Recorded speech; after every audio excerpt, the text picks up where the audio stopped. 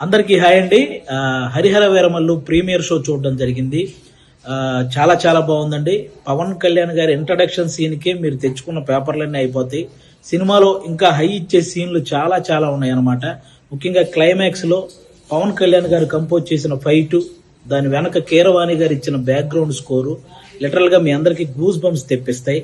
ఆ హైతోనే మీరు అందరూ థియేటర్ నుంచి బయటకు వస్తారు. ప్రతి ఒక్కరూ కూడా ఫ్యామిలీతో వెళ్లి వీరమల్లు చేసిన పోరాటాన్ని థియేటర్ ఎక్స్పీరియన్స్ చేయాలని మనస్ఫూర్తిగా కోరుకుంటున్నాను. ముఖ్యంగా నేను ఈ సినిమా షూటింగ్ అప్పుడు చాలా సార్లు సెట్కి వెళ్ళాను.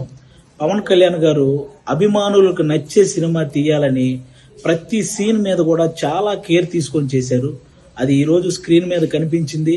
క్లైమాక్స్ లో ప్రతి అభిమానిని కదిలించింది. ముఖ్యంగా ఆయన అంటే ఎప్పుడో ఒకసారి అభిమానుల కోసం ఒక హిట్ దేవుడు అని కోరుకుంటే గబ్బర్ సింగ్ వచ్చింది.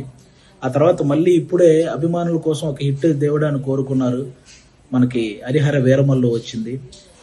మీరు ఆఫ్ స్క్రీన్ లో ధర్మం కోసం పోరాడిన పవన్ కళ్యాణ్ గారిని చూశారు. ఆన్ స్క్రీన్ లో ధర్మం కోసం పోరాడుతున్న హరిహర వీరమల్లును కూడా చూసి ఎంజాయ్ చేయాలని మనస్ఫూర్తిగా కోరుకుంటున్నాను. మీరు గమనించే ఉంటారు, ఆయన సినిమా జీవితంలో ఎప్పుడు ఇవ్వనన్ని ప్రెస్ మీట్లు, ఎప్పుడు చేయనన్ని ఇంటర్వ్యూలు, అలాగే 2 ప్రీ రిలీజ్ ఈవెంట్లు, ఇవన్నీ ఓన్లీ సినిమా కోసం నిలబడమే కాదు, ఏఎం రత్నం గారు అనే ఒక మంచి ప్రొడ్యూసర్ కోసం నిలబడ్డమండి. నిజంగా ఆయన భారతదేశం గర్వించదగ్గ సినిమాలు ఎన్నో తీశాడు. తెలుగు, హిందీ, తమిళ్ పెద్ద పెద్ద హీరోలతో పెద్ద పెద్ద హిట్లు ఇచ్చారు. ఈరోజు పవన్ కళ్యాణ్ గారితో ఆయన పొలిటికల్ షెడ్యూల్ని దృష్టిలో పెట్టుకొని దానికి తగ్గట్టు సినిమా షెడ్యూల్ని వేసి అక్కడ పొలిటికల్ కెరీర్లో ఆయన ఒక మైలు రాయి సాధించడానికి, అలాగే సినిమా కెరియర్లో ఇంకొక మైలు రాయి సాధించడానికి తోడ్పడిన ఒక మంచి ప్రొడ్యూసర్ అండి ఏఎం రత్నం గారు. ఆయనకు కూడా మనందరం అండగా నిలబడాలని కోరుకోవటం కాదు, వేడుకుంటున్నాను. అందరూ ప్రతి ఒక్కరూ వెళ్ళి ఫ్యామిలీతో ఈ సినిమా చూడాలి. అలాగే ఆల్మోస్ట్ 30 సంవత్సరాల నుంచి పవన్ కళ్యాణ్ గారు సినిమాల ద్వారా మనల్ని ఎంటర్టైన్ చేశారు. పాలిటిక్స్ ద్వారా ఎన్నో అవమానాలు పడ్డారు. కష్టాల్లో ఉన్న ఎంతో మందిని ఆదుకున్నారు. అలాంటి వ్యక్తి ఎప్పుడో కానీ మనస్ఫూర్తిగా ఒక మాట అడగడు, సినిమా చూడండి అని. కాబట్టి ఆయన్ని అంటే ఇంకో 3 సినిమాల తర్వాత ఆయన మళ్ళీ కొన్ని సంవత్సరాలు సినిమాలు చేస్తాడో లేదో కూడా తెలియదు.